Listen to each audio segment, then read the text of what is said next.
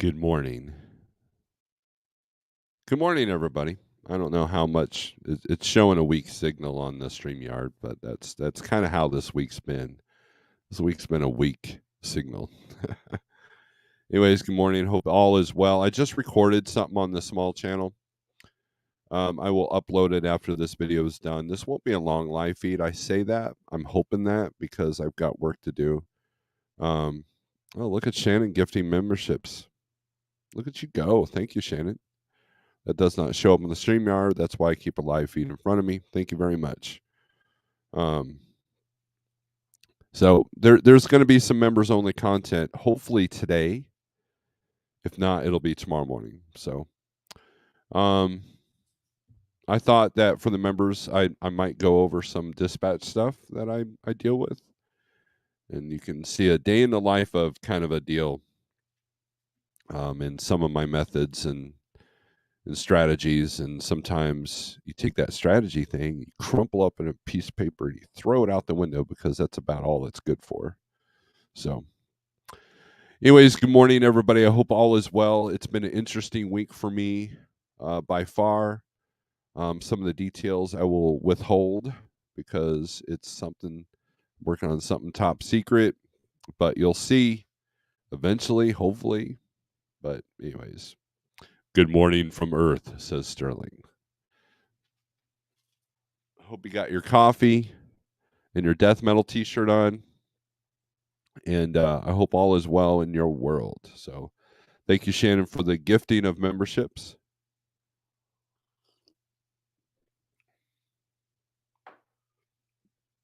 I tried doing that on Pale Rider's feed, but I forgot I'm not a member yet because he changed the whole thing.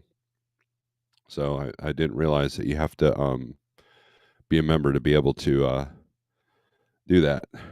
So anyways, we'll get into it. We're I don't know.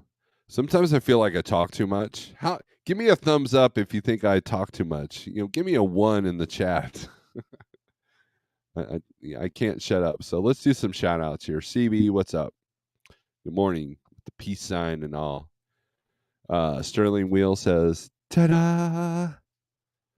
Shannon with all the emojis, with the important ones, the heart and the coffee. Desert Okie Pam, good morning. Of course, now the dog wants out.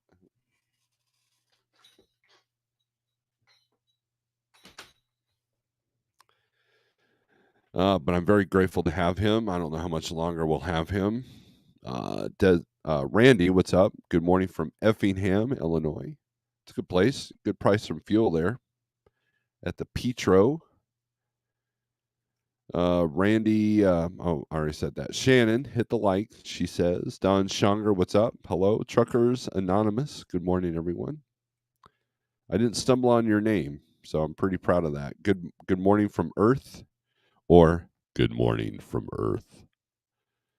Charles says good morning, and he says broken trucks are stressful. Yes, they absolutely are. I'm sorry you're dealing with that. If that's, I haven't talked to you, but I'm assuming that's where that's coming from. One of the drivers I dispatch hit a deer. I told him that if you want a deer, just grab a 308 and get it done. It's a lot cheaper, a lot easier. But yeah, so that's gonna affect things. Flatbed, what's up? Lance says 9. Thank you, Lance. My name is Nobody. Good morning. I believe we should have a conversation today. See what's going on for next week.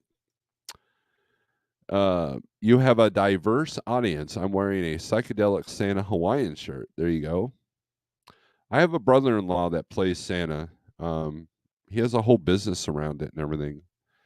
And I believe he has one of them Santa Hawaiian shirts.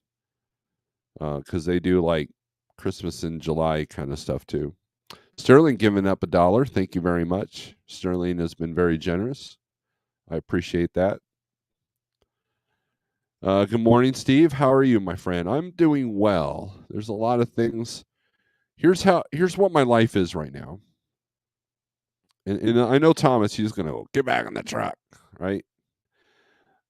But my desk is full of all these things. It's like a puzzle. Like I've dumped this puzzle out, and now I'm trying to find the ends. You always find the ends of the puzzle first, and then you kind of fill in the middle with the picture in front of you. And you think you have a strategy, but usually it's just hard work, right? So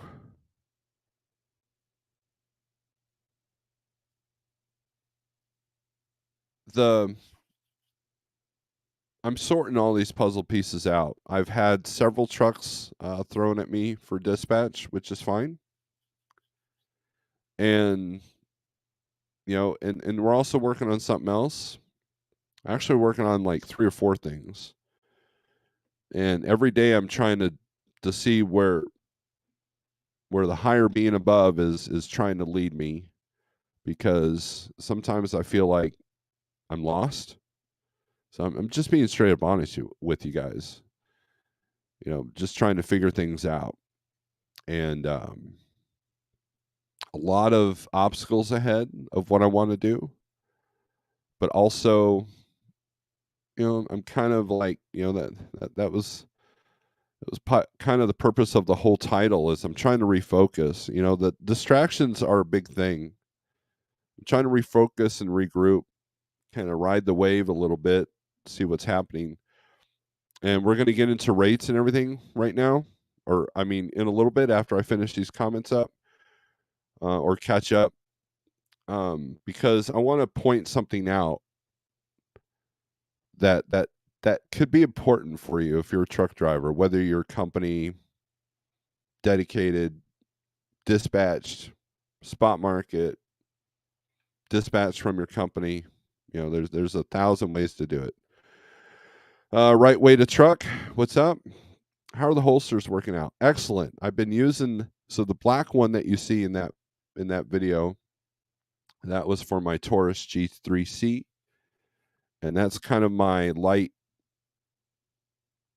carry. In the summertime when I don't want to wear a bunch of clothing, and I don't want to wear pants that require a belt, and that's been working out pretty well.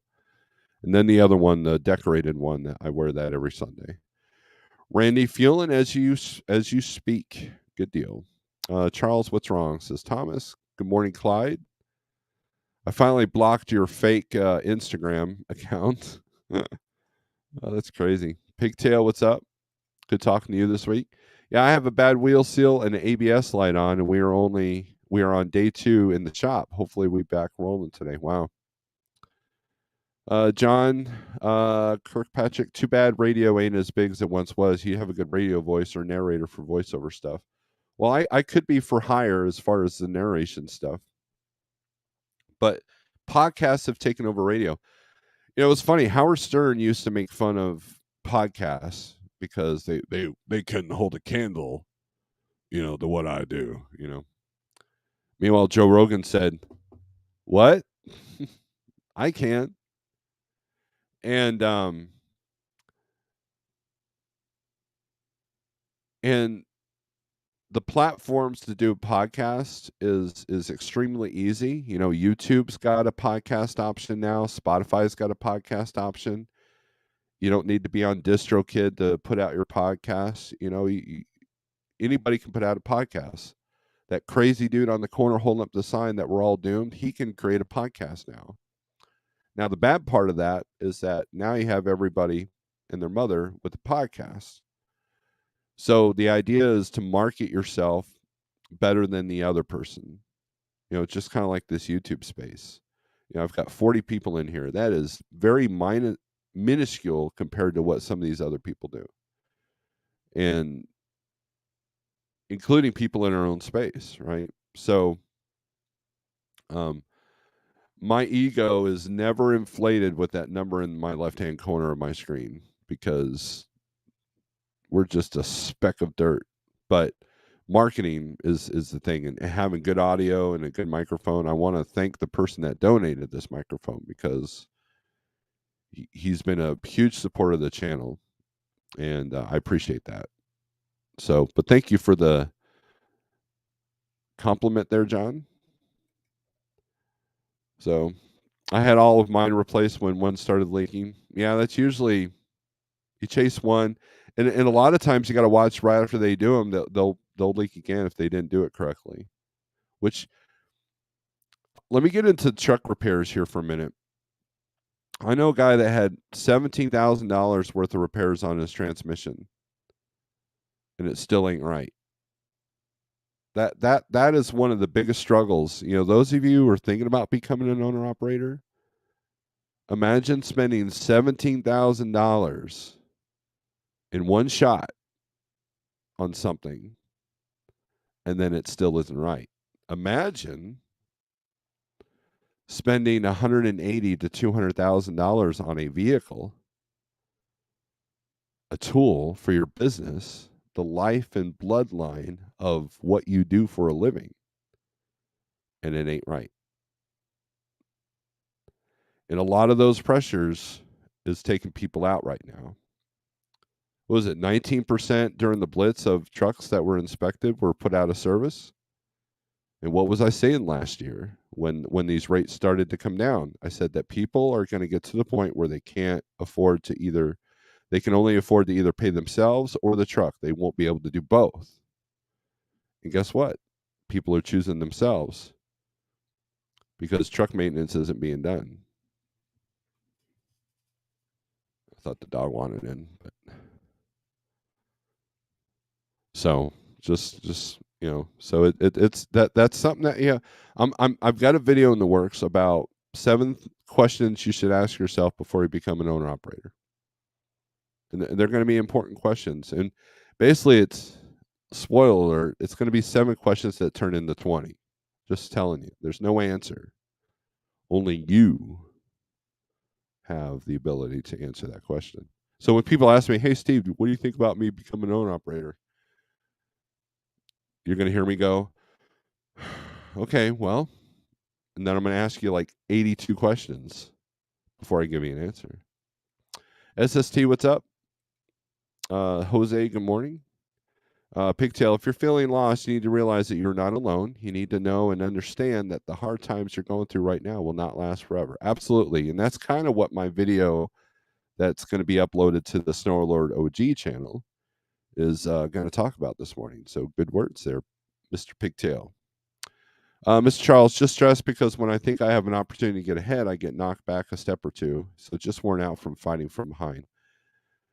I hear you, Charles, and that's how I feel.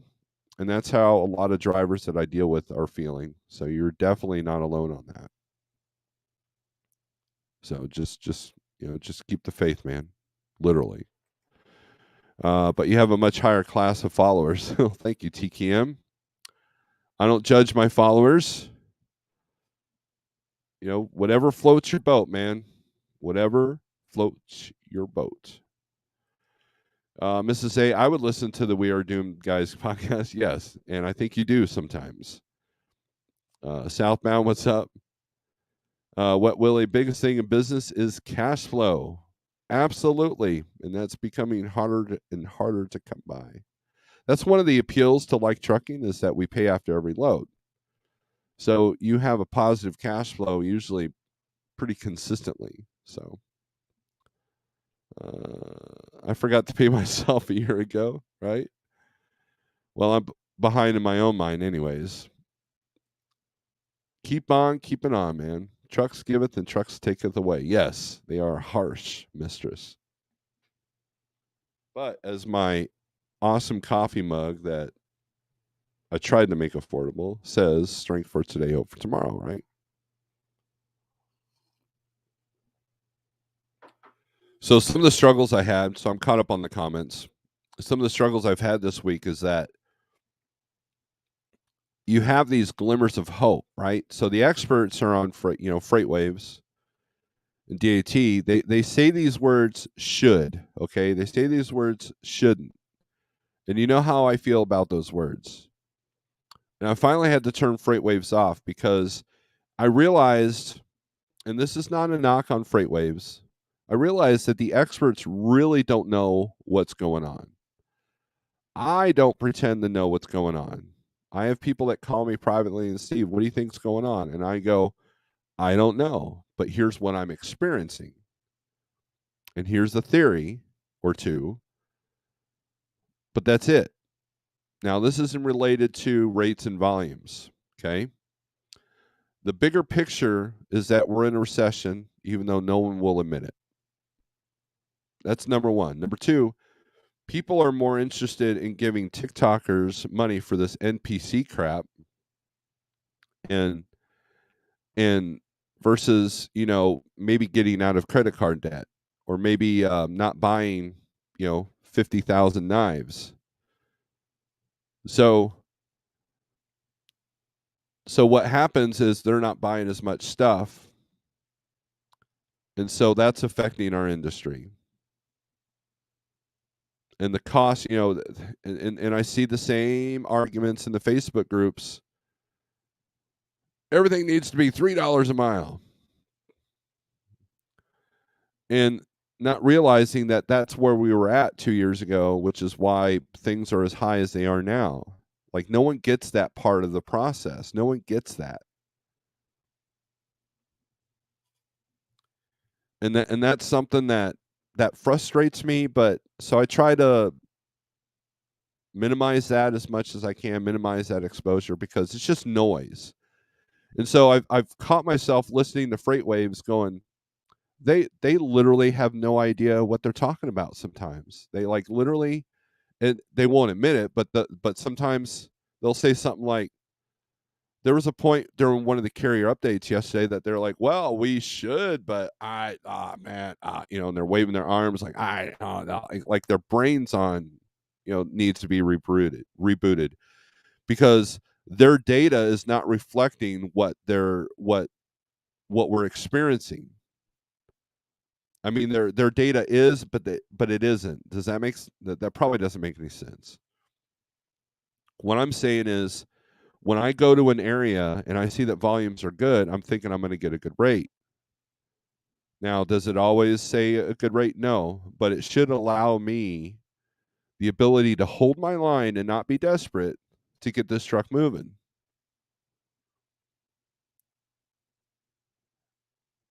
And I held the line so much that I lost out on 5, 6, 7, 8 loads because they were not budging on these prices. And I'm not talking like I don't expect someone to budge on a rate that's going from, say, Springfield, Missouri to like Columbus, Ohio, because the rates coming out of Ohio are fairly decent, or at least the volumes are good, so you have more chances, more opportunity. But if I'm trying to get a truck to New Jersey because they're trying to get home, and I still can't get a good rate, that was very frustrating. And or here's the other thing that I've been experiencing this week. Monday, especially, no one was answering phones or emails. Nobody. Zero. And I was thrown in a couple of last minute situations that was beyond my control. And I found myself not getting any answers. There was one point I had like 6 conversations in email and text going on that no one was answering.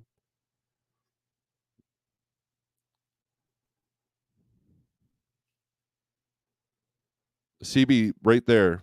Volume is creeping up, but it's not hitting the spot market. So old metrics have become bipolar. That's exactly, and you can tell the freight waves guys are all thrown off by it because they're like, well, so you think, man, this graph is showing this, but like, I finally just clicked it off and turned on some Viking music or whatever. It's like, you guys, I mean, look, just say that you don't know what's going on. It's okay. It's okay to admit that sometimes this data is useless, right?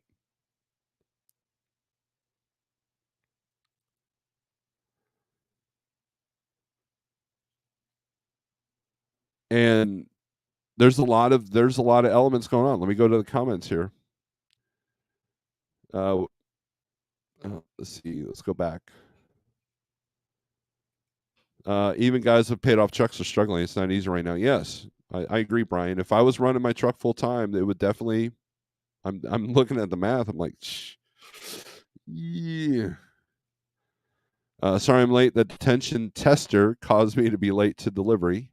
Checked in, no issue though. At least, well, that's good.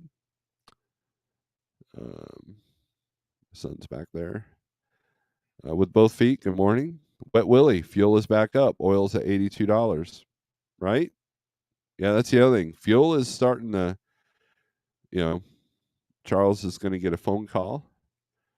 48 step deck, Fernley, Nevada, anywhere, kind sir. Yes, we will get to that. Remind me. And I want to get to the rest of these comments. Henry Duncan, hello, caveman. A barrel of crude was around $100 a barrel back in the early 90s, but pump price was much, much lower. Yes. I added a much there. Volume is, okay, we already read that. But the cost of trucking will not come down, so eventually something has to give because these 30-year rates can't keep going on. Exactly. And they mentioned the money. Back in 2020 when we were dealing with these low volumes and low rates, there was money they were printing money essentially. They were printing money and so that kept people afloat. And it allowed them to be in a better position when rates started to come up. Like all of us that have been in the market for a minute knew that this was going to happen. It knew that we were going to go way back up. But the more experienced us, the more experience knew that these would also come down. What I did not anticipate was the price of fuel doing what it did. And so suddenly everybody's hitting the panic button.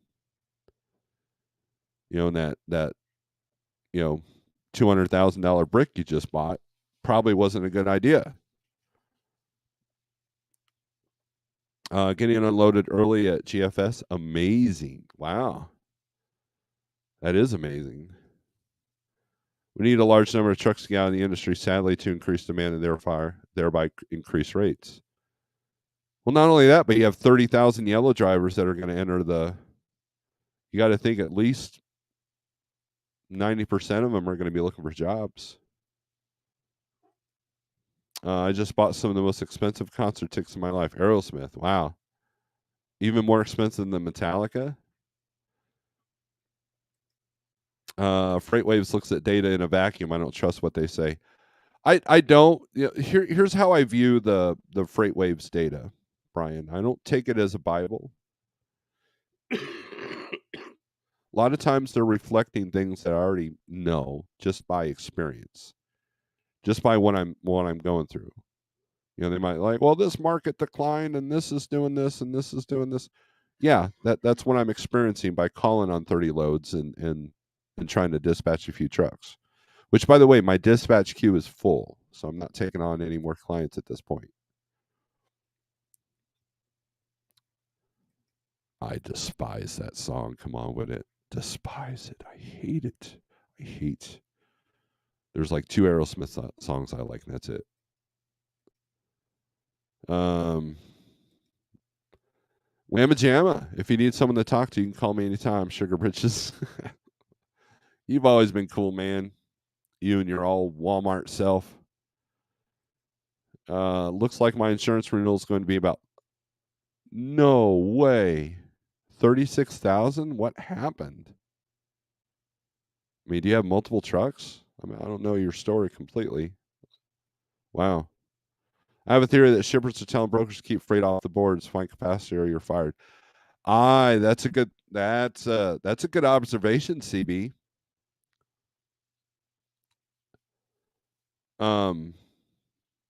That's an excellent observation. A lot of this pressure is coming from shippers.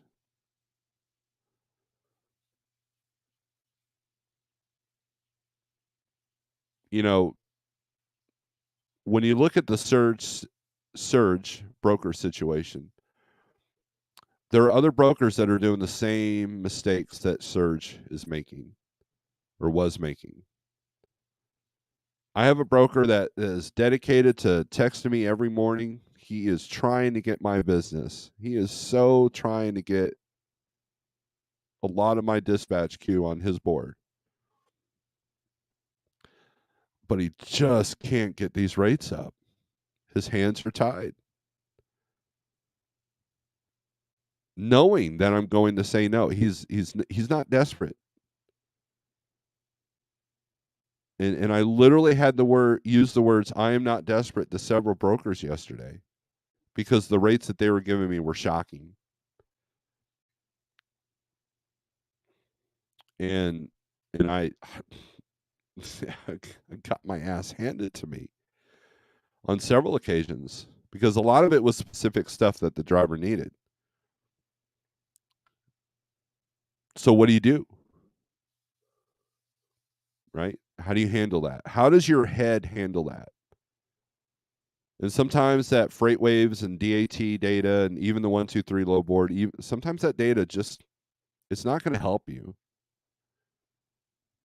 because at some point you got to look at what reality is in front of your face. It's kind of like training, self-defense training. And in a perfect scenario, you might be able to make these moves or make that shot, but put yourself in a life or death situation. The reality is what's in front of your face, right? Receiver said I should be out by noon. Okay. 4 trucks, it's up to about 4K from last year. Okay. Yeah, I was gonna say if that was a 1 truck deal, man, it's like, that's not a good deal. But if that's for 4 trucks, then I can see that price point. But yeah, it's still $4,000 higher. Yeah, and I would come on with it has a good point. Tried shopping around.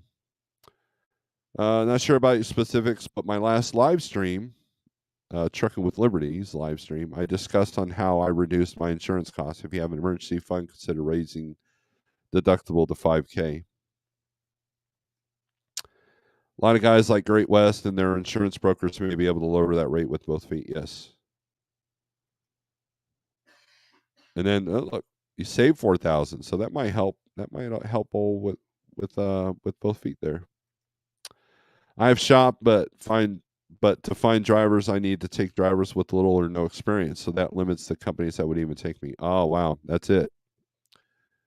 Yeah, that's definitely a challenge. Anybody who thinks that they can just put people in the truck, that they don't like with both feet knows the challenges. Jeffrey Light knows the challenges. I know the challenges. Um, I know people that are. It's definitely a challenge to keep somebody in a truck. People that keep the same truck and keep the same company, you're finding that harder and harder to see, right? You're harder to find. I mean, not to see.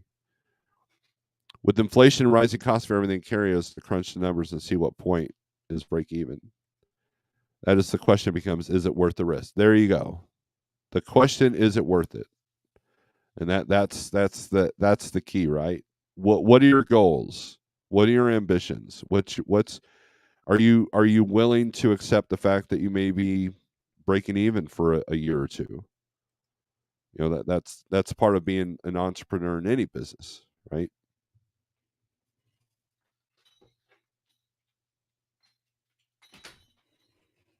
So, CA Freight Broker, good morning. Man, I got a lot of questions for you, dude, with what I'm working on. Anyways, let's see. Let's go to 123 low board. Sterling has a request. Let's go to find loads.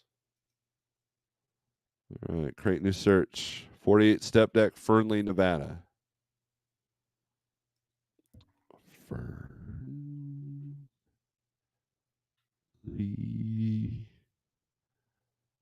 Type like a 2-year-old. All right. Going anywhere. We'll put these dates in. Apply. Trailer type. Step deck. And only step deck. There we go. Search. Quite a bit. A lot of it coming out of Bernie, California. Going everywhere. So there must be a shipper there in Bernie, California. And it's all different brokers too. Let's take a look at one of these. So anybody who does step deck, do they know what that Bernie, California is?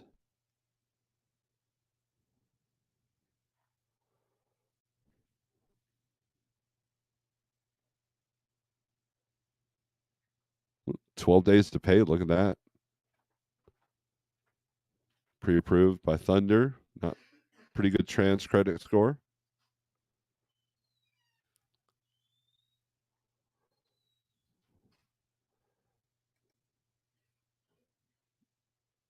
Let's see what the highest paying load is. $235 a mile, $31.50. Go to South Dakota, El Paso, Texas. $1.94, $2,500 to go there. $201 a mile to go to Somerton, Arizona. So not the best to come out of. Here's the load. $8,000. See what this is. Picks up on the 14th of August. Extendable double drop. There you go. That's why. Special trailer. So big money in that one. Also a lot of permits and paying a pilot driver and all the whole shebang. The routing. So there you go. There you go, Sterling.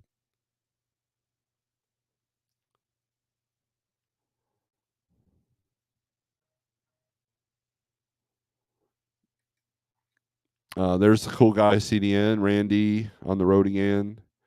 My company wants 2 years of experience before he will hire a driver. Yeah, a lot of them will do that to keep their insurance costs down. We couldn't even get 2 drivers 2 years ago. Now they're begging for a contract. Yes, that is also happening. Truckers are terrible robots. They are. Is it worth it? Maybe or maybe not. I'm going to examine that at the end of the year and make that decision. Is it worth it at the current rates to be an owner-operator carrier? So here's how I look at this, Don. Okay. I had this conversation with one of my drivers. Depending on what your goals are and what opportunities you want to be able to create for yourself, I still think it's worth it to be a business owner. Is the fight harder? Yes. Is the battle a lot more intense? Absolutely.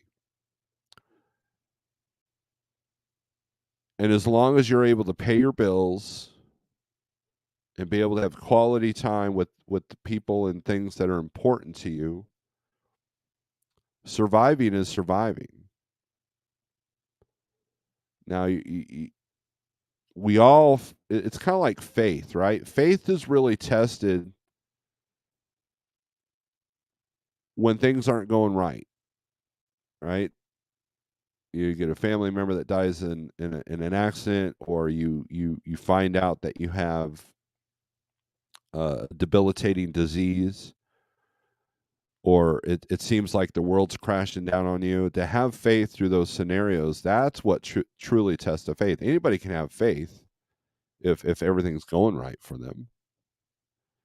So when it comes to owning a business, it's easy to sit there and say it's worth it when everything's going okay. It's those moments of struggle that and challenges, that's what defines you as a person.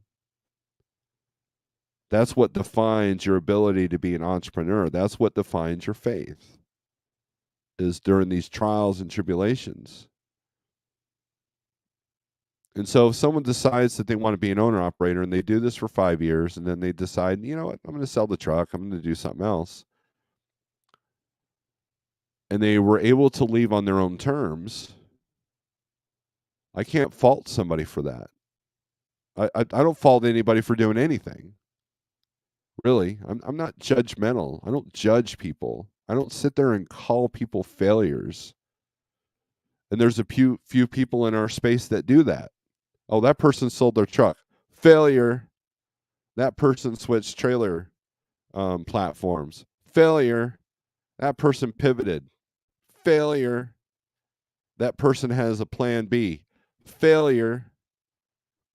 And here's the thing: when you can embrace the failure, when you can embrace the moments that you struggle, if you can embrace the moments that you can rise to the occasion and learn from, that's not a failure, my friend. My video about failure, why I failed at Landstar, that was, if you watch the video, it wasn't a failure, was it? But some diehard Landstar person might be like, that was a failure. You did not master our system. I'm like, your system sucks. So I switched. So it's not about the destination, it's about the journey. And so if you decide that after the truck's paid off, you decide you want to sell it and go into welding or go into, brokering or go into something else, then so be it, man. There's no judgment here because we're all on the same journey. And Don, you seem like a pretty level-headed dude. I've hung out with you. You've never raised your voice. You've never yelled. You've never you don't even curse. You've never called me going, you've never done that. Sorry for that noise. And you're pretty calm, cool, collected, and that's the kind of person that we all need to be if we're going to stay in business and accept the challenges that we have in front of us. And these challenges would be like this even if the rates were super great. Because what a lot of people realize is that is, myself included, is that we got sloppy. We didn't cut our costs like we should. We didn't become efficient like we should have. We didn't prepare for, that times were going to come down. Rates were going to come down, and it's ironic that the rates are doing what they're doing and the struggles are happening, but yet we've expanded on the carrier here at Like Trucking. I've expanded my dispatch queue because these people are looking at things differently. They're looking at the market differently. And I feel good when I can help keep their head above water and allow them to fulfill this journey, to fulfill the enjoyment of this journey of just getting on, man, just getting on through life.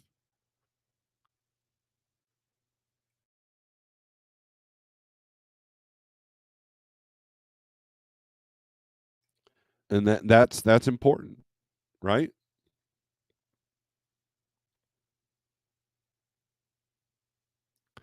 So that's it's about the journey. And the sooner you people recognize that, the better I think things will be for you. And that's where the other part of this title is: ride the wave, man. Ride the river. You're in a river, you're floating, you're in your canoe, you're in your little inflatable, and you got your floating cooler of beer, and you're just enjoying the scenery. You're going to have a lot more fun than the guy that's paddling, trying to get somewhere in a frenzy.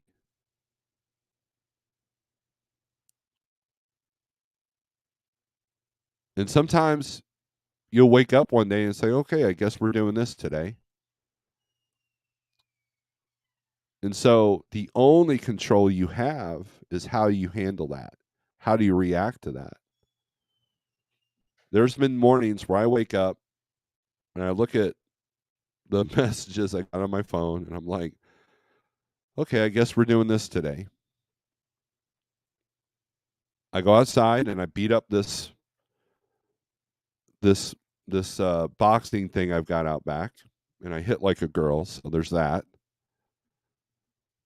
And then And then I come back in after a couple of deep breaths. I fill up my cup of coffee. I'm like, all right, let's get it done. I wasn't always like that. But I also find myself, being distracted by stupid YouTube crap. I'm guilty of that. When reality is I need to refocus myself because there's a lot of things going on right now that if I'm not focused, man, I'm going to not make it.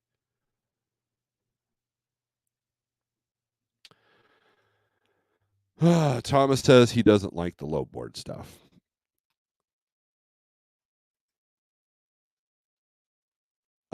Thanks for coming in. I stayed with my contract through all the highs and lows, and they've been very loyal to me because I stayed loyal to them. I said no to 5+ freight by design. And there were people that would call you stupid for doing that. There were people that will judge you for saying that. Me, I'm like, bravo. Because you understand that freight needs to move and you understand the needs of your customer. And that's the most important thing. Look, what's the tender rejection rate? Like below 3%? That means 97% of this freight is moving off of handshakes. They're moving off the golf courses. They're moving from deals that were made months, if not years ago. At that point, you just got to sustain and manage your business, which is what a lot of these other companies that are going out have failed to do, Yellow included.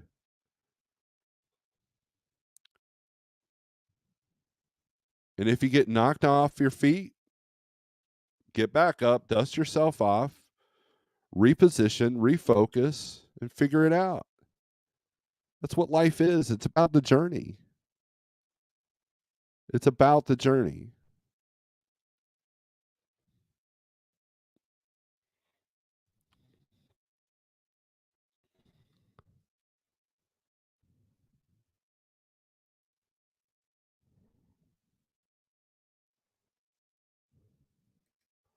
CNN says, come on with it. Oh, yeah. Cool. Not so much. Good morning, Jerome. So if you find something good contract-wise, stay put is my best advice. If it's, look, some contracts will put you under. Jeffrey Like has talked about that. A lot of companies, they're so desperate to keep that contract that they'll cut rates and cut rates. Next thing you know, they can't sustain their business and they're not managing their money. And that puts a lot of people out as well. And that could easily happen. Bernie, California is lumber. Okay, thank you, Sterling. Mr. Jones and me stumbling through the barrier. Finding quality drivers in this market is challenging. I had 3 trucks running, and now I'm down to 1. Insurance and fuel and shop prices too high. I know somebody else with multiple trucks that most of them are empty. I know several people with that. Pigtail deals with that all the time.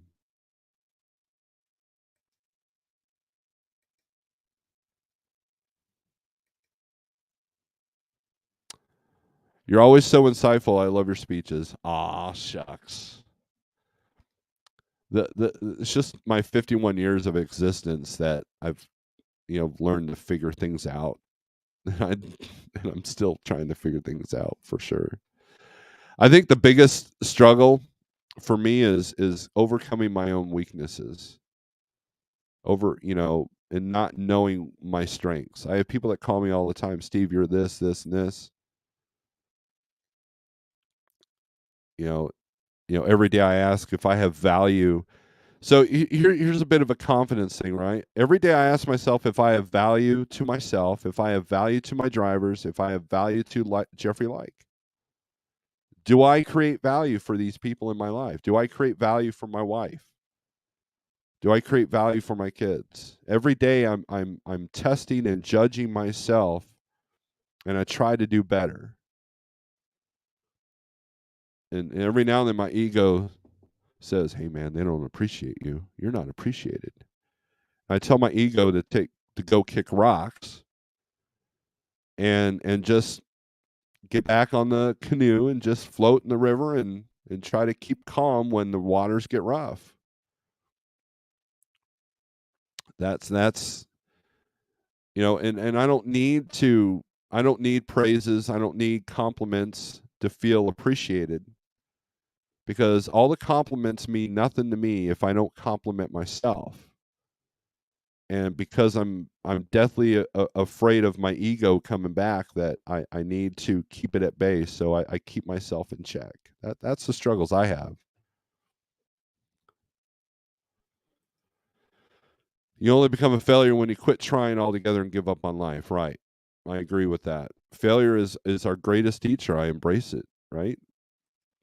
If we look at things as a loss, mentally losing takes a toll on the mind. If we learn and get back to it, that's a good point, Willie. See, Thomas Wilson left because of the low board stuff, and now we're not even talking about low boards. If you don't adapt, you will fail. Adapt or die. And that's part of the issue that I was having, Brian, is that I think some of this pricing is AI influence, and they're not budging. They are not budging. CH has been kind of a crap show this week. So I'm forced to use a lot of brokers that aren't answering their phones and emails. Or some guy that I can barely understand on the phone that is sticking to a script, and he's not deviating from that money at all, regardless of what the customer needs. Regardless, hey, this load, there were so many loads that I looked at that were like, pick up at 11 a.m. on Monday and deliver Tuesday at 4 a.m. and it's 780 miles. Do you know how many loads? Does anybody not look at the transit time? And then they gripe when carriers will take that load out of desperation and then say they'll make it on time, but then they don't. So now I get $200 deducted if I don't have tracking, because you can't trust the carrier because they attempted to book a load that your transit time sucks on. Can you hear the frustration in my voice? Right? Good morning, Truckers Education Network. Speak of the devil. There's Jeffrey Like right there. Oh, and then another heavy hitter, DIY Semi. I hope Adam enjoyed my red button video that I made in response to his red button video.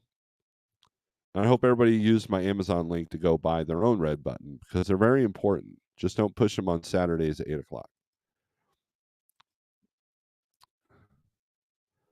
And Don is literally freaking out because of the people that are in this chat. We're supposed to enjoy life. This all goes by real fast. Don't worry, it's all good. Come on with it. You're going to enjoy the video that I'm uploading to Snorelord OG. I think you're going to dig it. It's all about the journey. Don't stop believing. I see what you did there, Sterling. I see what you did there. Everybody's going to be quoting songs now. My opinion, this winter season will end a lot of carriers. Maybe spring we'll see a rate uptick. That's what the experts are saying too. But dude, high fuel prices are gonna accelerate that if they continue to go up. Why people stick with the contract is it may not be their highest revenue customer, but it's 80% of the business revenue. You walk away from 80% volume, it takes time to replace that. Absolutely, I agree with that. That's so you got to make it up, right? You got to make it up. So I think that there's a perfect combination out there of spot and contract that a carrier can do, which I believe is what Thomas Wilson's carrier does. And I think that creates it just fills the gaps, and that's moving freight. That's what you're in the business for, is you're moving freight. So everybody's quoting songs again. Cool Trucking, what's up? You gotta quote a song if you want to stay in the chat, apparently.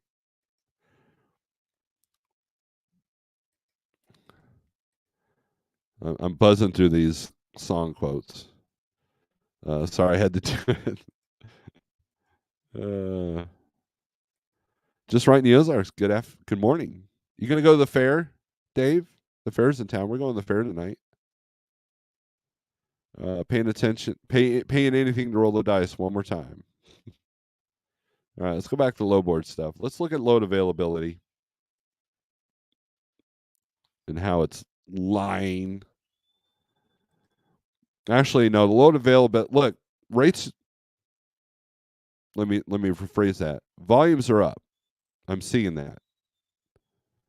But again, what good's that volume if like if I go on the DAT and let me do that. Let me get on the DAT for a second here. But Steve, you promote 123. Why would you do that? Because I use DAT. Now, mind you, I don't have the 7-day, hyperactive map that tells me nothing other than sucks to be you when you don't get the rate you want, despite what the data tells you. Let's do a load search. And I'm going to present this on the screen here. All right, let's take a look at this. We got Neosho to anywhere, right? So we click this, we see. Oh, I gotta shrink this down. Sorry. Here's one. M&D Logistics.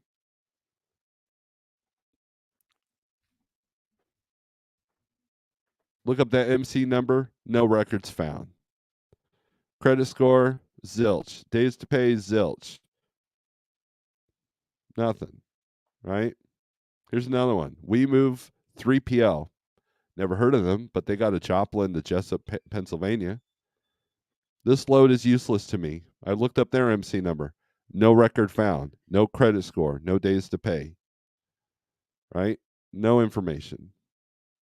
But hey, I have an extra login step that I have to do now. So there's no fraud on DAT. This Hester Diversified Investments, LLC. That doesn't even sound like a trucking company or a brokerage company.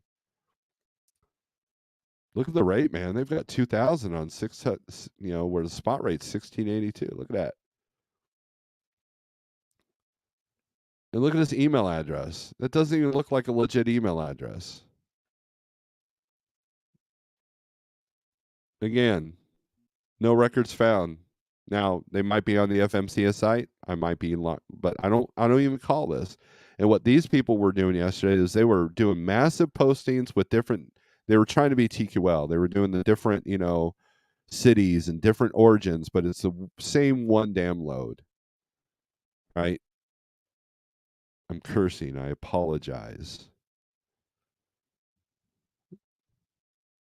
So yeah, DAT's got more volume, but look.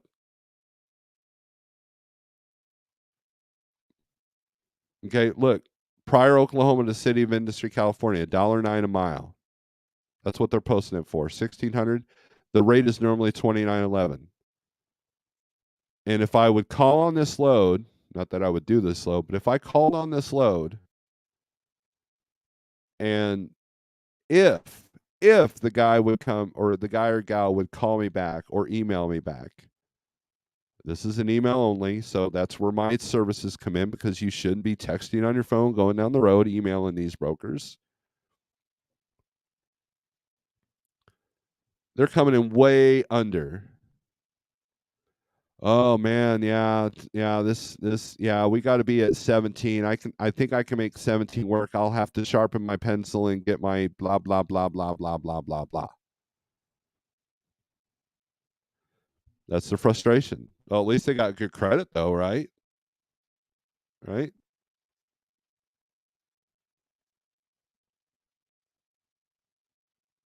Now I've talked about how if you call on one of these loads that's posted so low, figure out why. Hey, why is this rate so low? Because my costs are this, and this. You realize that fuel alone is like so many cents a mile. That's just what they got, man. It's just, I mean, you got to take it or leave it, man. Take it or leave it. You know how many times I heard take it or leave it? So I left it. But yet the truck's got to move. What do? Well, I'm definitely not choosing this load. I don't care what the rates are coming out of California. because this might tell me what the rates are coming out of California, but obviously this rate is wrong too. So why should I spend extra money for to find out that they're not even close to it, to what this low board is saying it should be at? Yeah, that's the thing. So that's the kicker, right?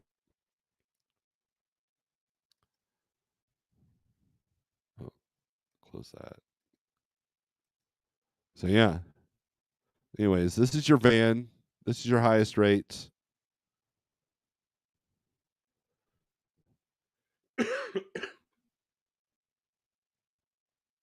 Or highest volumes, I mean, not rates. Sorry. Sorry for the cough too.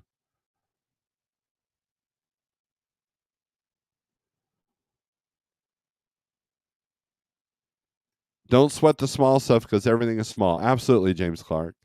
Dang, I thought you were talking about me when you said heavy hitter. PSA, if you're 50 or older, have you gone for... Yes, I have, actually. I have done that, CDN.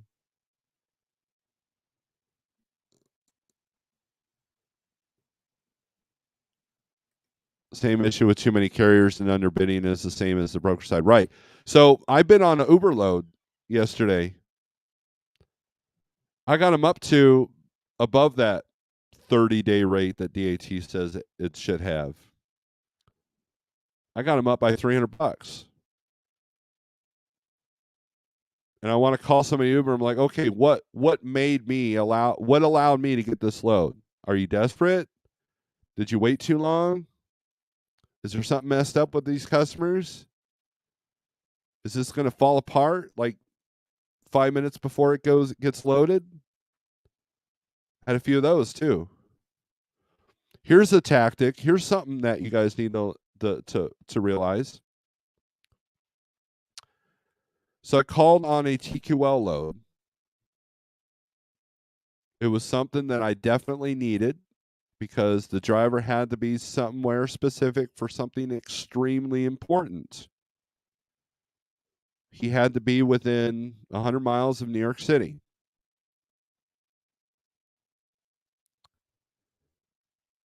So I acquired that load. We didn't want to go into New York City, but I acquired a load that literally brought him to New Jersey, Edison, New Jersey. I almost broke my phone over the rate, but I had to do it. Right? I got him up $200. Now, just before they send me the dispatch info, because they got to do everything separately, because they're paranoid that you're going to take their customer, I get a call after the driver's done his deadhead. Hey, yeah, this load's really going to Buffalo, New York. Are you still good for that? If not, we'll take it off. It's not going to hurt your carrier score. Yeah, I need the truck in New York City. I need him in New Jersey. Buffalo, New York is nowhere near that because he has to be there by a certain day. Yeah, well, I apologize, man. We'll take you off this load. So guess who didn't get a tow new? Because the load still exists. It just changed customers on the receiving end. And I hear this tactic from other drivers from the same brokerage over and over and over. And that's where I got to stay level-headed. That's where I got to show patience and show grace and not go off on these people. Because is it the truth? Did it really? I mean, that's absolutely possible. But because I don't trust you, because I've been burned in the past this way, because you got to save your pennies too. So to hell with the 150 or 250 Tonu. I was a victim. Was I a victim? No. But the circumstance definitely adds stress. Now imagine you're the owner operator and you can't lose a day, and this happens. And it's these tactics that make the contract guys go, yeah, I don't deal with this. So it, that's why that's the reality I signed up for. That's the and so with being an expert at these load boards, you have to recognize that. You have to know that risk is there. And so and they want us to bid against us. Uber at one time had some of the best rates. But I noticed that they started lowering their rates quite a bit when they started the bidding process. Why? Because they wanted carriers who didn't know what they needed, who didn't know their cost, or who were becoming desperate because things were catching up to them. They wanted them to bid against themselves. They wanted to lower the rate by having drivers saying, I'll take it for $1.09 a mile.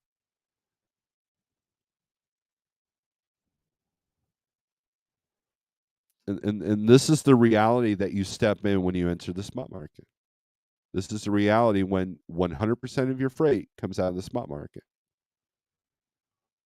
Now, I get a lot of emails. What's interesting is while I get a lot of emails, while I get no emails from the loads that I'm actually interested in, I'm getting rate rate quotes for lanes. I'm getting these big brokerages saying, hey, man, we've got 20 of these a week, man. Can we sign you up? And I look at the load board, they're not there. Just in this live feed alone, there's a broker that has sent us, not me, but Like Trucking, to dispatch at liketrucking.com. We get about 60 to 70 emails from this one brokerage that I never, ever, ever see their loads on the load board. FedEx, anybody? Does anybody else see FedEx Custom Critical on the load boards? But yeah, they got 60 loads for me every single day. And you know what? The rates are pretty good.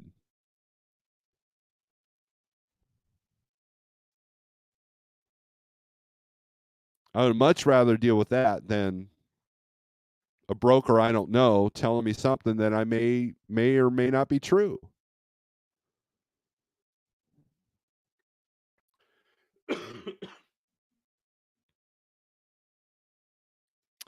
This is why I hire Snorelord. I've yet to come across scammers on the 123 low board. I'll let Lord of Snore shift through the scams on the DAT. Well worth the small fee charges. Thank you. JF Chucker, morning, everybody. Hope everyone has a great day. Be safe. My prediction, you'll see less flip-flops in the coming months. Has anyone taken a cheap load, then stand at the shipper and ask them why they pay the truckers below minimum wage? Cheap freight is partly broker and majority shipper.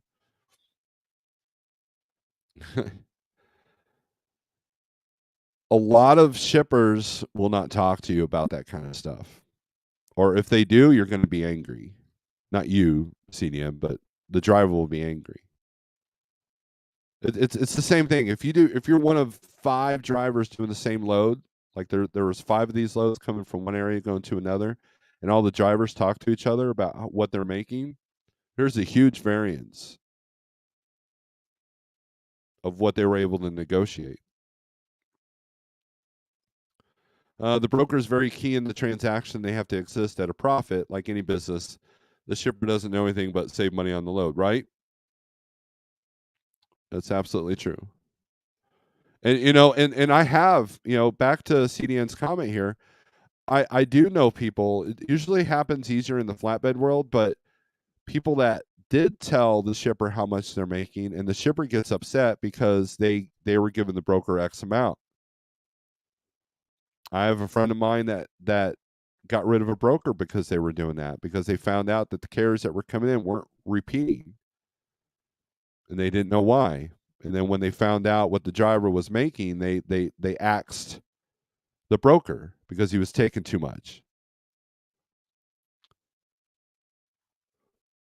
And then there are times when the broker, where the shipper will say, yeah, this is what we pay. But 9 times out of 10, they're not going to give you that information. Getting a customer willing to give you consistent freight is hard. Now the shipper starts sending you cheap freight. If the broker says no or tries to get rate up, broker has no load. Chicken and egg game. Right. I get it. Steve, if you search loads minimum $1.65 or higher, what does freight volume look like? I don't I don't put a minimum rate. I just, like for example, if you look at, like, you can sort it by age, you can sort it by rate, right? So like let's go to one of my searches here. Let's go with this Neosho to anywhere. You could sort it by rate. I could a lot of times I'm sorting by age of the posting, which doesn't have posted rates. So now Landstar, you put a minimum rate, and I've talked about that. Landstar, I would always put like $1.80. And then so if I look in an area and there's only like 10 loads, I'm like, oh, this area sucks. And then if I take away that minimum, well, guess what? Now there's 100 loads. Wow, I'm in a cheap area. Didn't realize it. Right? That was part of my frustration. That was part of the learning process. Right? So you can sort it by the age of the load, posting, sort it by rate per mile, which, if I want to impress somebody, oh, look, this is 434 mile. Yeah, $425 for probably a day's worth of work. But then you got Riverside, Missouri to Aurora, Colorado, 320.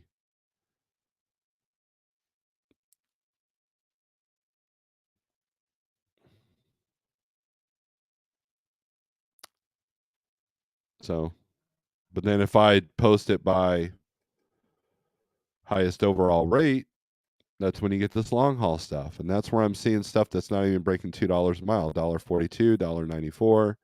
Here's that 320. But then let me look at this. Let's go down here. Look at their credit score.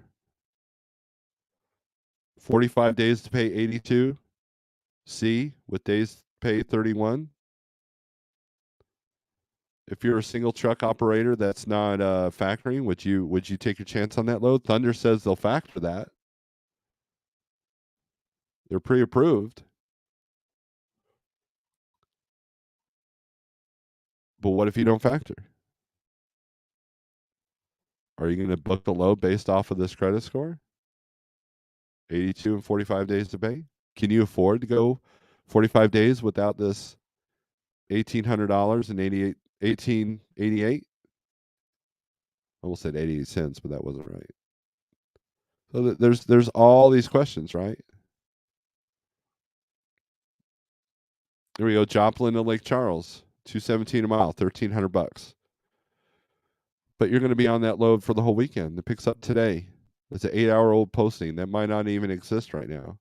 Picks up at 10:30 today in Joplin, goes to Lake Charles. I believe Lake Charles might be Kroger or it's coffee, right? Probably the coffee drinks. Is it heavy? 40,000. But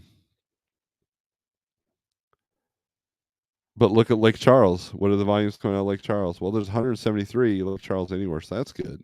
What do those rates look like? Well, let's click.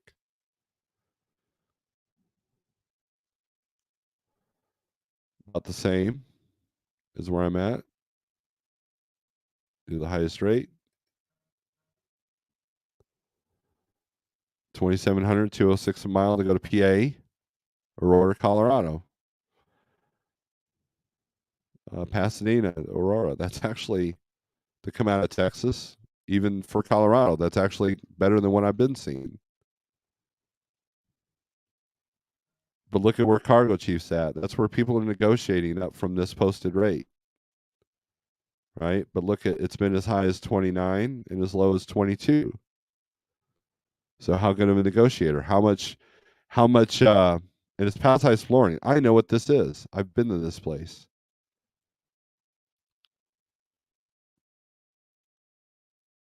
So it's these are the things that I'm constantly living in. These are the things that I'm constantly looking at. Right? Oops. Need to call out bad brokers, says Lance.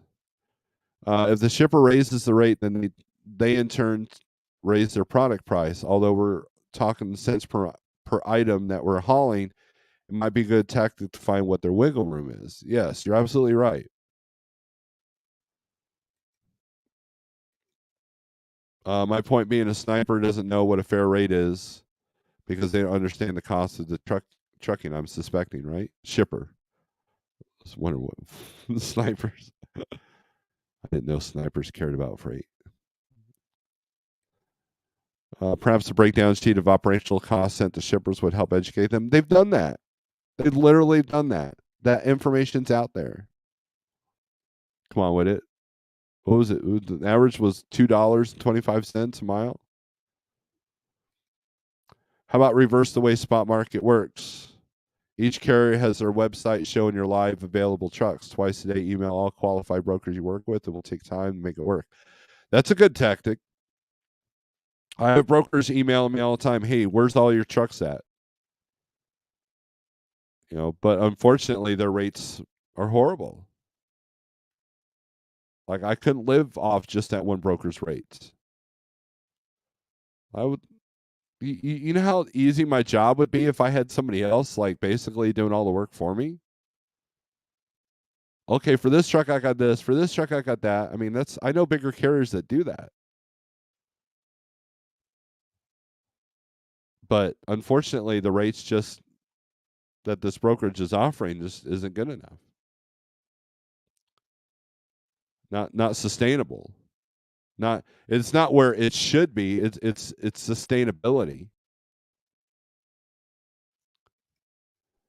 I know you've done it before, but can you show us an example of a tri-haul that is better than just doing two loads, say Jacksonville, Florida, Missouri, and back?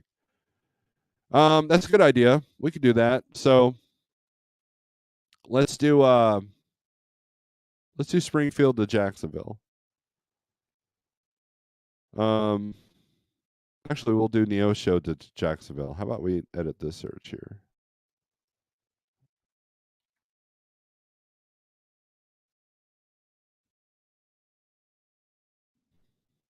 Now, Jeffrey Like is the master at showing the um like the tri-haul and the load planner features on this load board. No loads available. Let's do this for the next 3 days.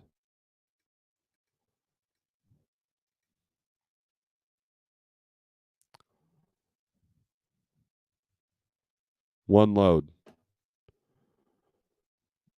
So obviously Missouri to Jacksonville is not a great lane, right?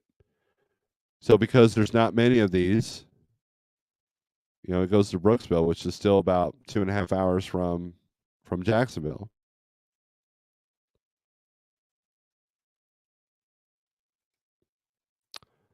Now, typically, to go from Kansas City to Florida, used to pay pretty decent, but they're not even wanting to pay $2 a mile to go down into Florida.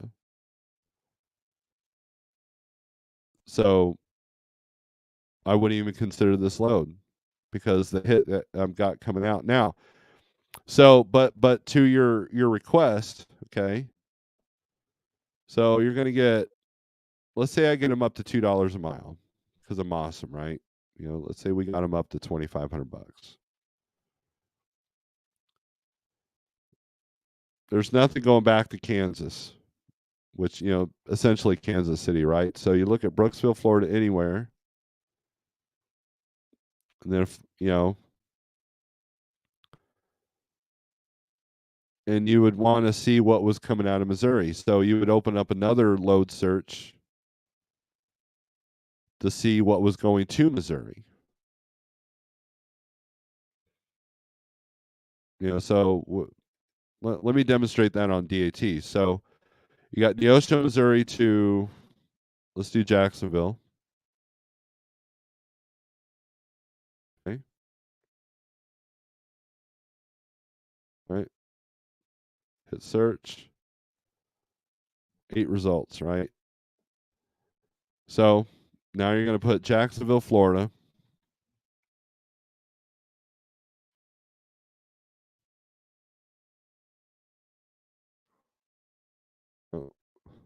I'm like an idiot. To Neosho, Missouri. Um, I don't know why it's doing that. There we go. Search. So we're just looking at rates here. So there's a few that would go right back, but you're looking at $1.18. There's $1.52, right? Going to Arkansas, which puts you 128 miles from Neosho, probably 140, depending on what the road terrain looks like. So, but you can also do this.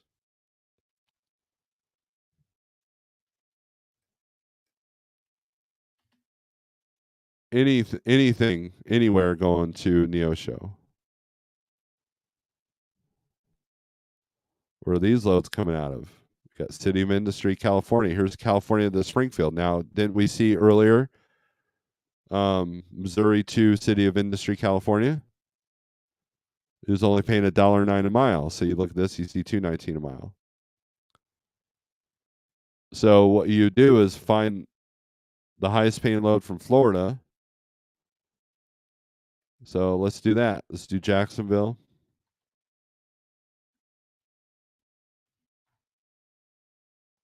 Why keep typing it to anywhere? What's the highest paying thing coming out of? Well, $1.48. So you'd want to look at. Obviously, you're not going to want to go all the way to Washington to go back to Missouri. So here's a good method, right? So let's say you're doing. Let's go back to 1, 2, 3. Let's say you're doing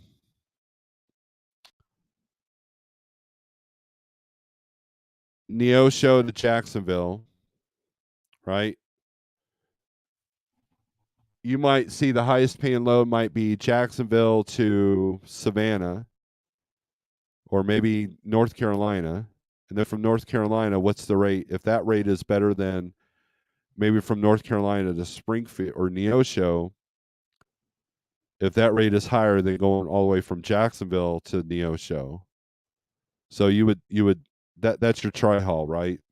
So what's the highest paying load going to Neosho? Does that match the highest paying load coming out of Florida to go to that spot? So, or if you're in Miami, take a shorty that gets you up to Jacksonville. Then from Jacksonville, maybe grab something out of Savannah, and then add your deadhead there. So there's 1,000 ways to do it. I've got a driver that needs to get back in Phoenix soon. So, and he's in Tennessee. So I'll look for Tennessee to Phoenix, but I might see if there's a Tennessee to Wisconsin, and then Wisconsin get a good rate going down to Phoenix. So what I'll do is I'll put what's the highest rate coming out of anywhere going to Phoenix. And let's say that's Detroit, Michigan. Well, then I'll find a load to Detroit, Michigan, grab that because there's no time crunch on this. Now, if there's a time crunch, then we have to just grab whatever we can directly back to Phoenix. But we try to avoid that when we can. So what I do is, so now maybe that highest paying load goes from Tennessee to Detroit, then Detroit to Phoenix. But what I'll do is I'll call the broker. Hopefully it's somebody I know. Hopefully it's somebody I trust, and say, hey, this load going from Detroit to Phoenix, what's that paying? What do you need for that? Okay, cool. Can you hold that load for me while I try to get him up to Detroit from Tennessee? Do you have anything from Detroit to Tennessee? From Tennessee? And if not, like, okay, let me look here, but hold this load for a minute. That's why it's important to book ahead sometimes so you can plan these things. And that's one of my projects today.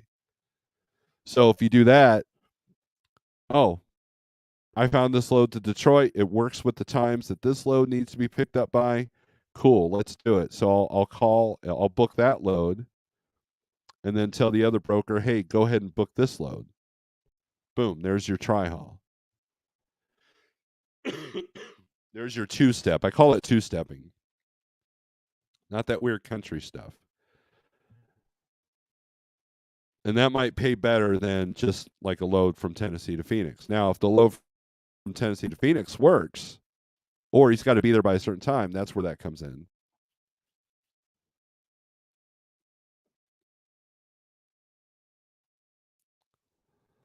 Well, I just closed on a contract that's been in the works for 8 months. Now the fun begins. There you go. 70 cents for fuel, 25 cents for maintenance, 25 cents per truck cost, 15 cents. You're going all over something like this, then the shipper can see. That is my point. If you don't like cheap freight, sort posted loads by minimum rate or no rate posted. It eliminates the cheap loads equals less stress. Seeing cheap freight does not stress me out, CDN, until I need something exact, right? So the definition of what cheap freight is, right? I can't move a truck consistently over the next month at $1.09 a mile, right? Or some of these rates that are being posted. And I understand the aspect that one load is not equal to another. So, if I can get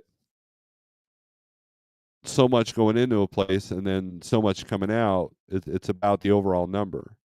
I don't focus on the rates as much as I'm letting on here. I do and I don't. I mean, it's kind of hard to explain. I know that sounds stupid and redundant, but I'm not. I talk too much, and I'm not the best at presenting what's in my head. But if I'm looking for something specific, the rate becomes kind of invalid to a certain degree. You try to minimize the loss, as long as the driver understands that's the position they're in. But then my guy going to Phoenix, he's just going home, and the load he's going to get out of Phoenix is banging better than anything here on the low board by far. And that was a connection that he made. Again, you can make connections with brokers that have specialized freight that don't hit the low boards that are really great rates. I don't know why people don't believe that, but it's true. I've lived it. I'm living it. Ask Shannon. Ask Randy.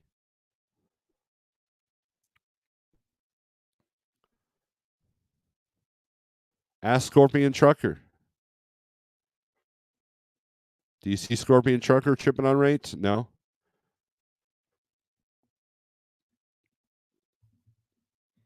Because those brokers value their customer, and so they have to have valuable carriers to get this stuff done.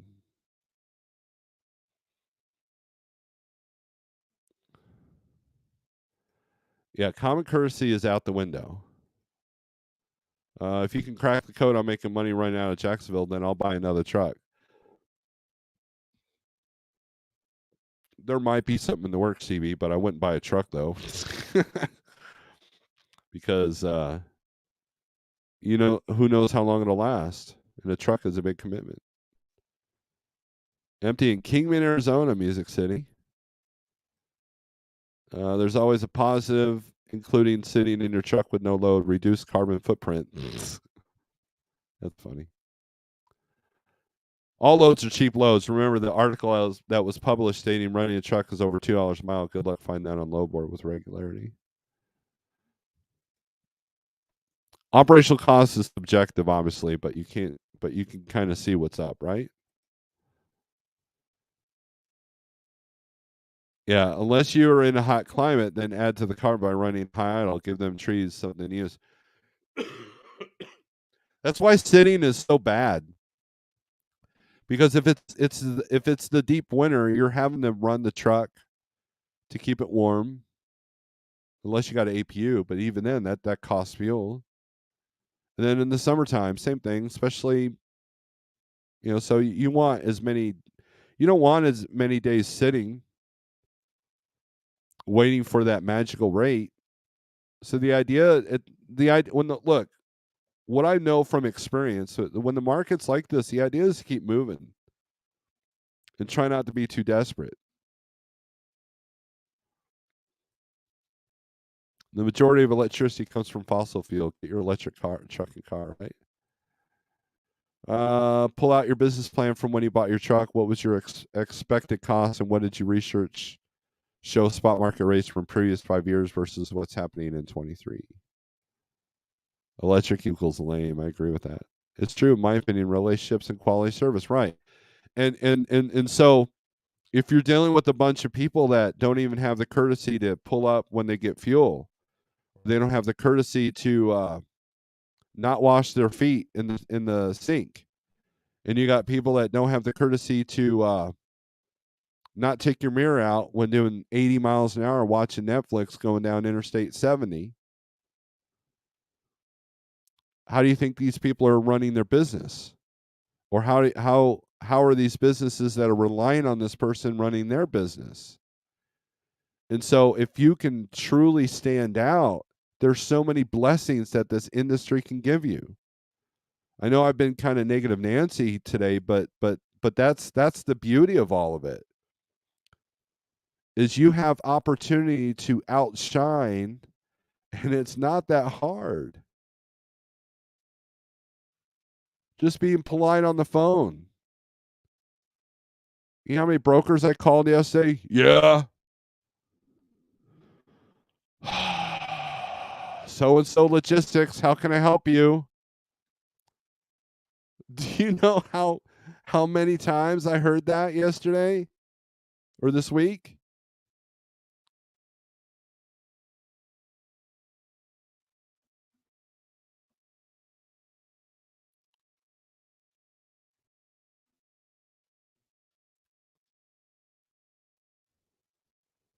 Shannon outshines a lot of the competition because you've seen how she acts in her videos. I've seen how she communicates and emails the brokers. CDN would love Shannon to do one of his freight opportunities if he has them for us Americans. But it's not hard to outshine your competition. That's the thing.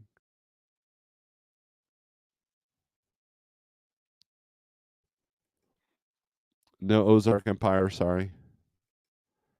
Good morning, Will Burner.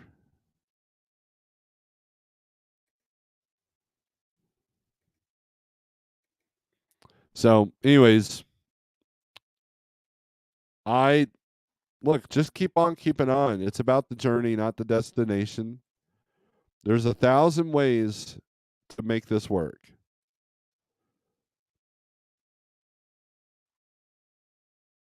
You know, and when you've only got like here, there's 20 loads coming out of this was seat or Sterling's little project here, step deck.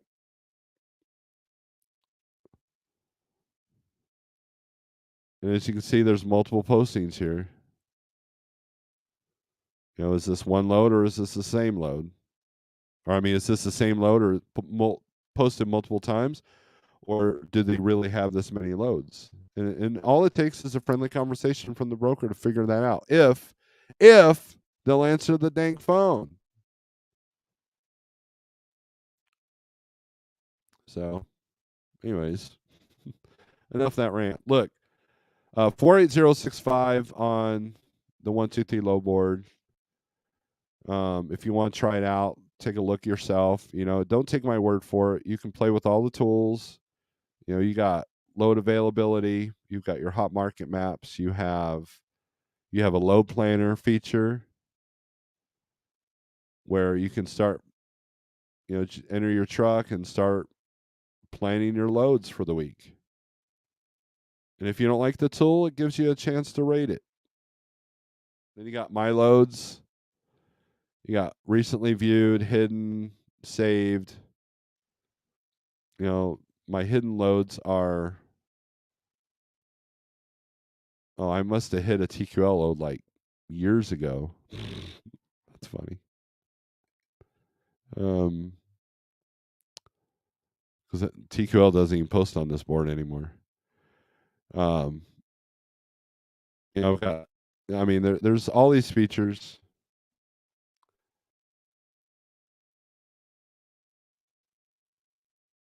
You can even look up produce for reefer. Like you can look at reefer and see what's going on in the reefer world. You have border wait times.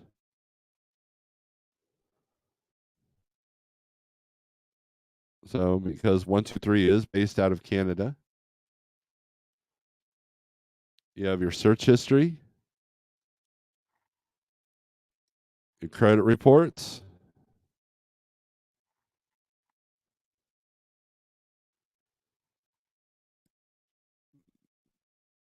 You know, let's do this. Let's see. Let's find one of these brokers that doesn't have a credit score. 145-1766.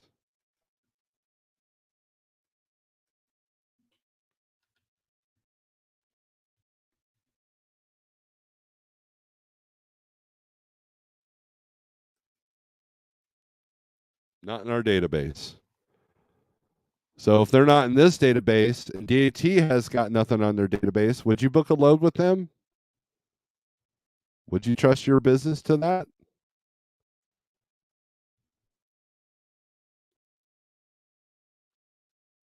You have roadside assistance, benefits.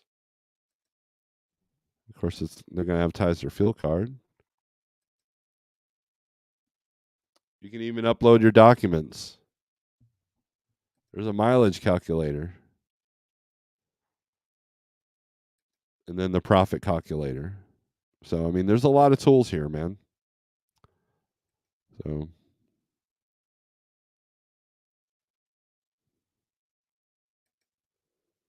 there's also a decent smattering of voices with how to succeed in trucking. If you follow them all, you will likely chase your tail. Got to cut your own path for sure. Yeah, Music City. That's a great observation. I agree with that because what works for me may not work for you. What works for Don may not work for Shannon. What works for Wheelburner may not work for With Both Feet. What works for Music City Transport may not work for Brian Zarling. What works for CB may not work for Come On With It. And I've been guilty of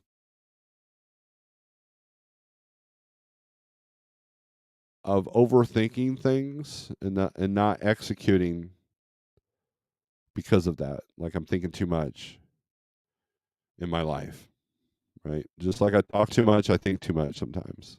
Sometimes you just gotta look. All these. I'm gonna say this. All these maps here are pointless.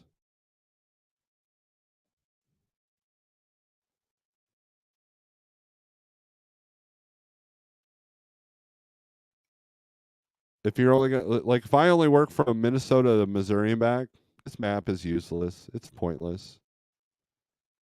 If I'm set my ways, I'm only going from Springfield to Minneapolis and back. That's all I'm doing. Maybe that's all your contracts are doing. So you focus on the hand. Okay, let's see what's coming out of Minnesota. And you just got to deal with it. Here's 232 mile going to South Dakota. Gee, that sounds fun. Hey, the best rates are going to North and South Dakota. Oh, here's one. New Ulm, Minnesota, going to Columbia, Missouri. Cargo Chiefs got it about 12.15. Rate checks 11.49. Food product. Oh, that's food product's pretty consistent, right? I'm going to see what this is about. So the rest of this map means nothing to me, right? So all these maps do no good if you're not willing to put in the work, or you don't need to. Maybe you don't need to. Maybe you're just happy bouncing from Chicago to Springfield and back. You know, are you making $300,000 a year doing that? No, but if you're able to pay your bills and have great home time with your family, and you're succeeding and just paying things, and you're doing well, then who should complain about that? Nobody. It's called contentment.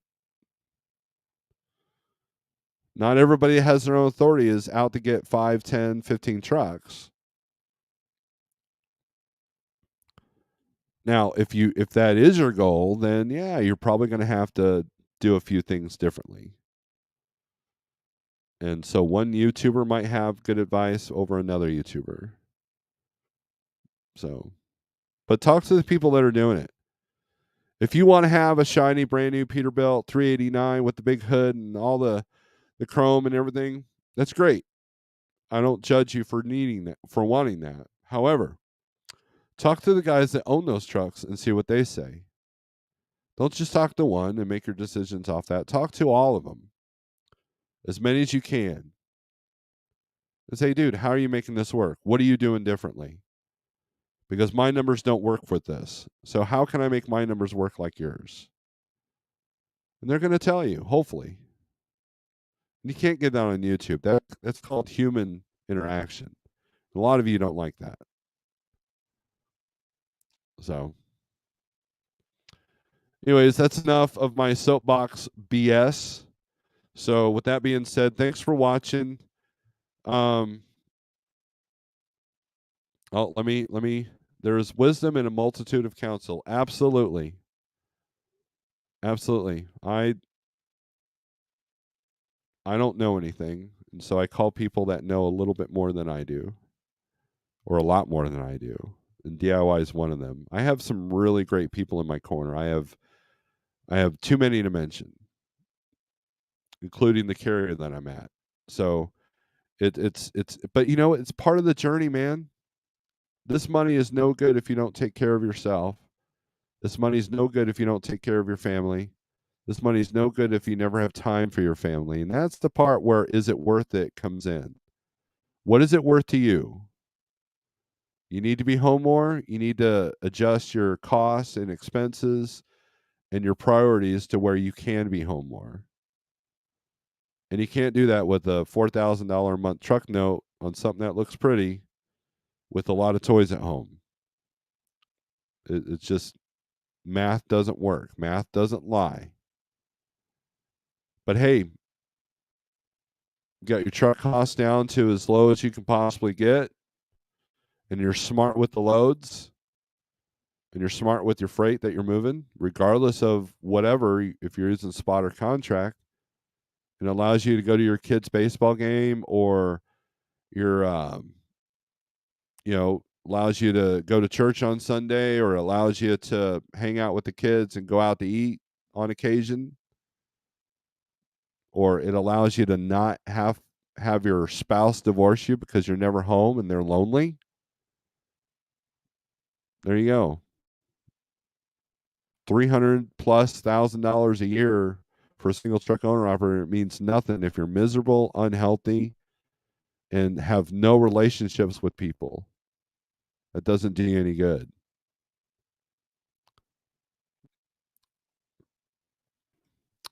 Brokers need to drink more and they need to be more relaxed and willing to pay more. Sure, buddy, I will pay you $2.01 a mile. So, Music City is about the W9. I like a W9. I would love to drive one. Sammy Makes Sense offered to let me drive his truck around the parking lot at the Great American Truck Show one year, and I turned him down. And I kind of regret doing that because that was probably the only chance I'll have to drive a W9 around town. So, anyways, thanks for watching, everybody. I appreciate you. Thanks for the supporters of the channel. Thank you for the gifted memberships, and thank you for the super chats. I appreciate you guys. I've got some members only content coming up, so make sure if you want to see some of that, become a member. And then also check out my Snorelord OG channel because that's where I kind of talks about stuff that's beyond that that lovely beast of a truck behind me. So with that being said, stay good, stay strong, calm down. Don't put yourself in a situation of anxiety and of dopamine and alcohol and drug addiction because you can't handle life. Strength for today, hope for tomorrow. And here is my awesome outro song that I wrote myself. Peace.